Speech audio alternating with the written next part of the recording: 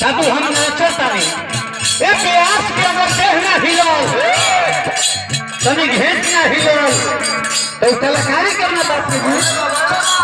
साधु हम साधु नाचता नहीं नाचल जानता नहीं सीधा डांड हिलाओ जो लोगरा के नाचल का हो जाला प्यास लहे लहे हिलाला ई जानता कौन प्यास हुआ ई गावा तरह कौन की दो जानता क्या कर ले जब प्रोग्राम ना रहेला तेरे को कचोरा लेके ट्रेनवा में चढ़ जाला ये कहकर के भूख तुझे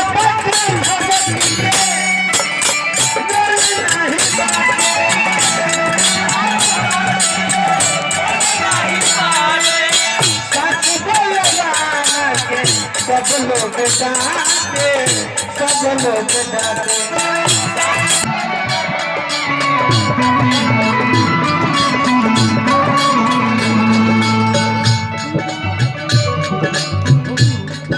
आई हमरा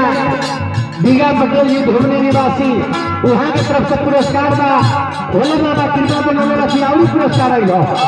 गीत के बाद और बीरा जी बात समझावे वह कलाकार हो पूजा पाठ भक्ति के बोले नहीं बाके सच बोले वाला के सब लोग डाके ऐसा ही तू करने दिया पूजा पाठ भक्ति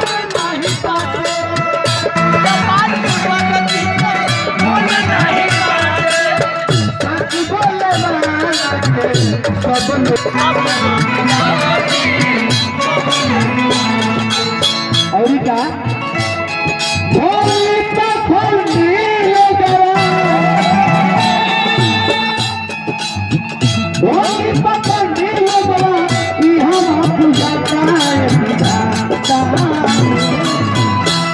भोंगी पाखंडी लगवाई हमा पूजाता ये विधाता हो अब ना तो काम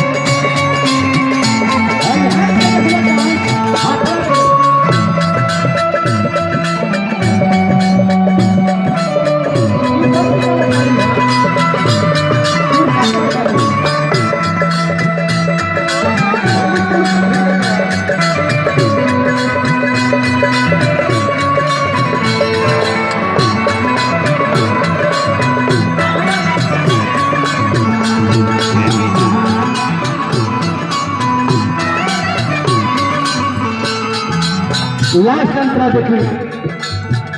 गीत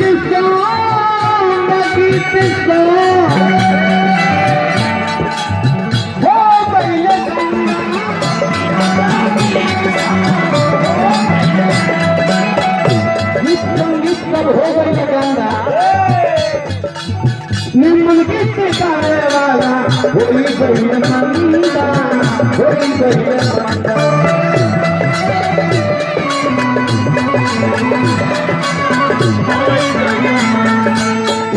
सब बड़ी सुंदर कलाकार भरत शर्मा जी मदन राय जी निर्गुण के गायक आज लोग के गीत बनवाई के सुना जी केहू ना जान तरीका है इस कलयुग में और संकट की काधरी प्रयास का करते हैं ये सब बड़ा छेनी में छेनी सताई दिए रूखानी में रूखानी लड़ा दिए कलयुग हो ये महाराज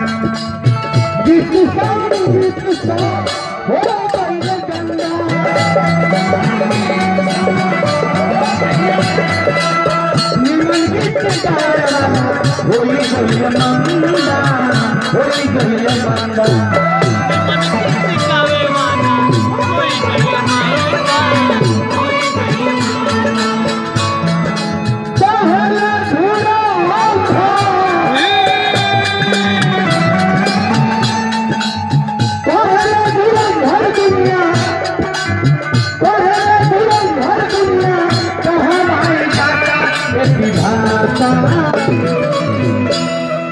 विधाता हो अब ना तो